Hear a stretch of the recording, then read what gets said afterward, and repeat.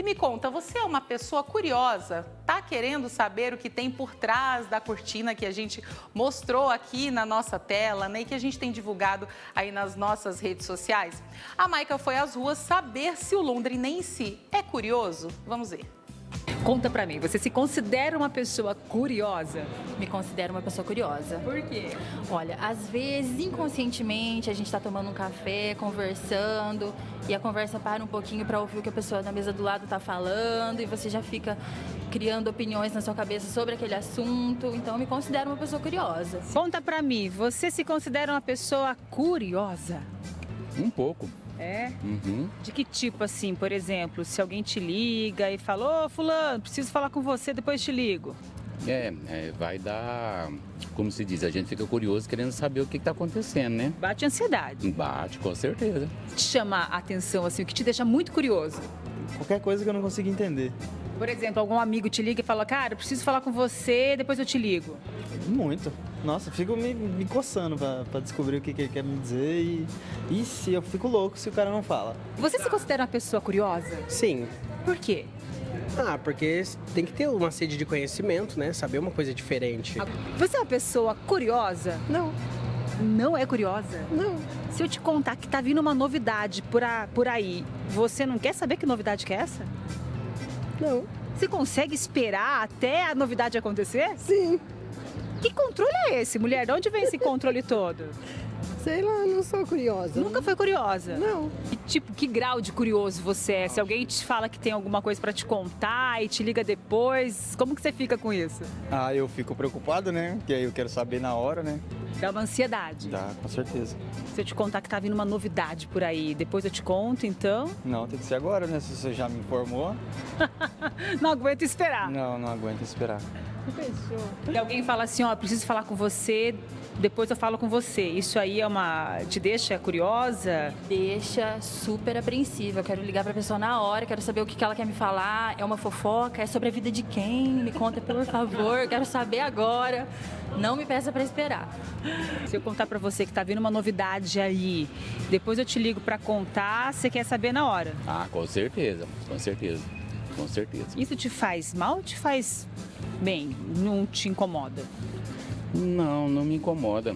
A curiosidade, acho que quase todo mundo tem, né? É uma coisa assim que é bastante incomum, todo mundo, né?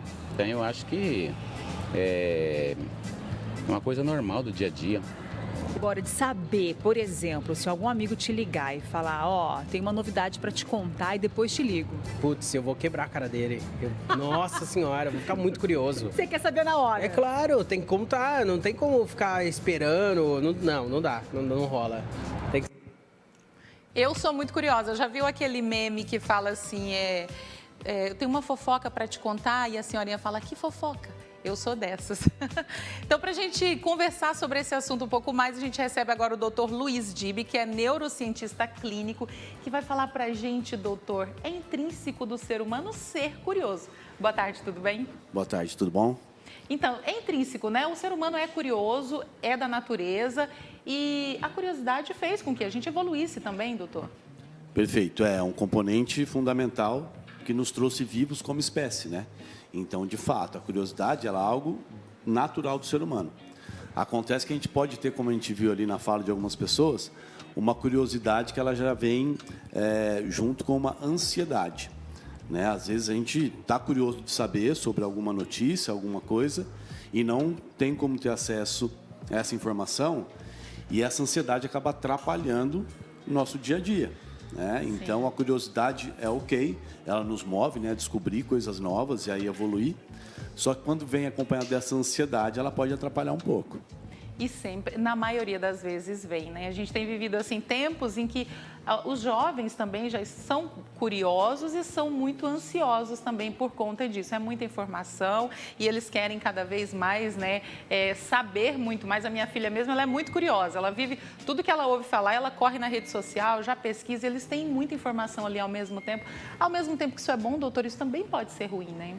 Exato. Quando a gente fala de ansiedade, tem que deixar claro também que a ansiedade ela tem uma característica que é funcional, que pode ser boa, que é aquela de, por exemplo, se eu não ficasse nem um pouco ansioso de vir aqui, eu não ia me preparar, né? Então, essa ansiedade, ok.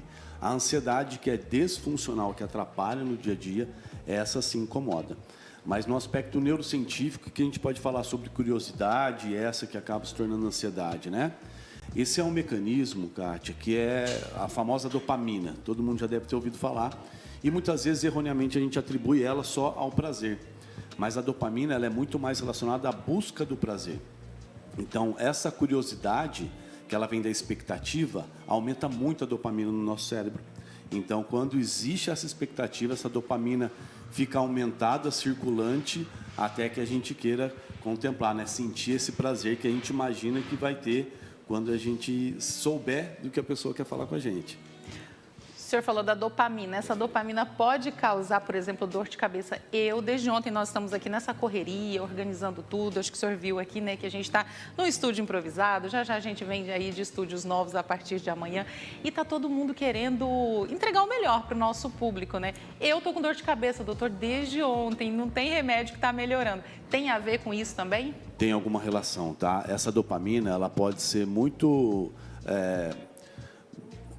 relacionada só a essa busca pelo prazer, mas em determinados níveis ela já pode vir acompanhada, ela pode se tornar na noradrenalina, tá? Que vem junto com o cortisol, que a gente já está falando um pouco de estresse. Isso aí aumenta os nossos níveis de tensão e aí a dor de cabeça vem. A dopamina pela dopamina em si, não, tá? A dopamina, ela, como eu falei, é um neurotransmissor relacionado à expectativa. Por isso, quando a gente fala de depressão, muitas vezes, a gente tem um problema na tradução dessa dopamina. Então, a dopamina ela é liberada, mas o cérebro não começa a não reconhecer mais essa dopamina.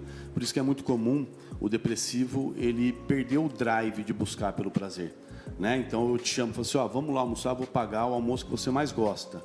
O depressivo, ele vai falar, hoje eu não estou muito bem, vai lá. Ele tem uma carga de ansiedade, seria... Também. Mas ele perde principalmente esse drive de buscar pelo prazer, né? Que é o que não acontece com o curioso. O curioso, que é o que, por exemplo, hoje você vê um mecanismo muito comum em séries, novelas, né? Então, a série termina um episódio, principalmente a temporada, te deixando numa expectativa muito grande. Sim. Então, ela está manipulando essa relação com a dopamina. Então, aquela dopamina fica circulante. Você ouve falar da sua série, ouve qualquer inserção na mídia, nas redes sociais, já quer saber, consumir para ver se aquilo ali vai falar alguma coisa sobre a próxima temporada. Então, é um mecanismo que nos mantém muito atentos, muito ligados àquela série, àquela novela, ao que tem depois disso daqui, né?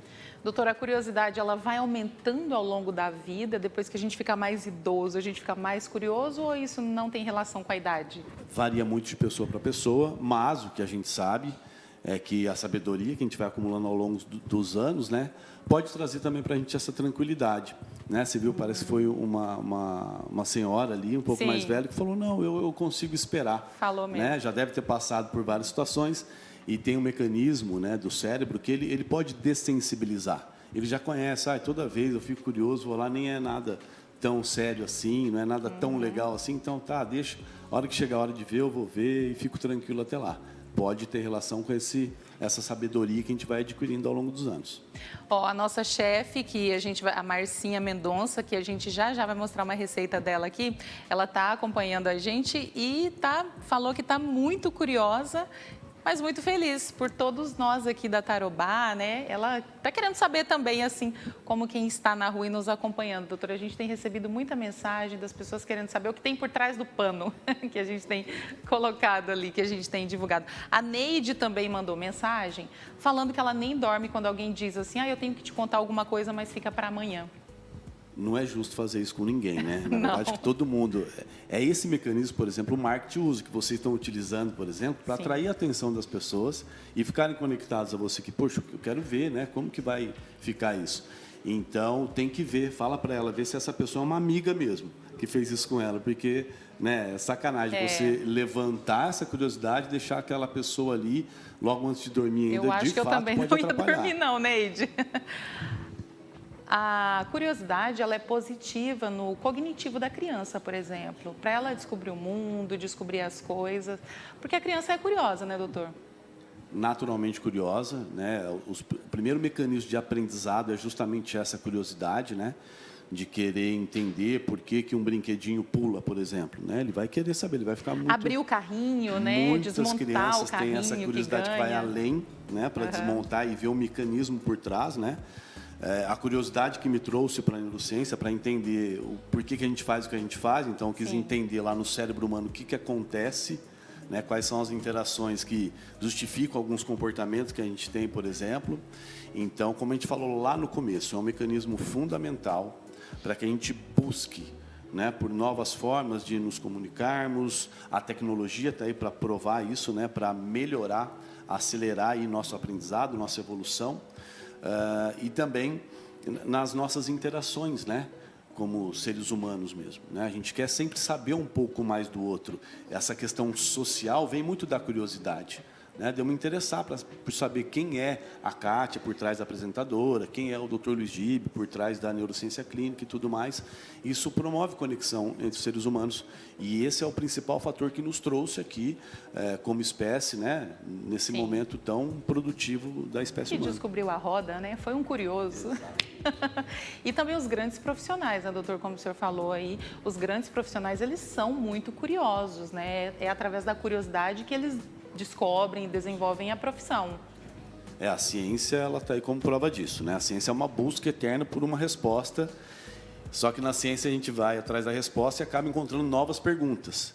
E aí é esse mover constante do cientista para tentar entender ou como funciona um dispositivo, ou como ele melhora o funcionamento, ou como funciona o ser humano, o comportamento, como que a gente ajuda pessoas com depressão, com ansiedade. Então, o tempo todo, cara, se você fizer uma busca agora nas bases de dados aí de artigos científicos, você vai ver que teve um estudo que foi publicado provavelmente ontem sobre o tema, por exemplo, ansiedade, depressão, tá? Esses mecanismos de como a gente pode melhorar a vida das pessoas. Então, a curiosidade, ela é fundamental. Só que ela tem que ser bem manejada, né? Para não se tornar uma coisa muito ansiolítica. Doutor, muito obrigada. O Instagram do doutor está aí na tela. Ó, quem quiser, quem tiver mais curiosidades, pode mandar para ele lá. Pode mandar mensagem que ele responde por lá, né, doutor? Pode deixar que respondo, vai ser um prazer. Muito obrigado, viu, Então, Kátia? quem tiver aí, quem for uma pessoa muito legal, muito bacana, não mande esse tipo de mensagem falando assim, amanhã eu te conto a história. Já conta logo. Obrigada, doutor.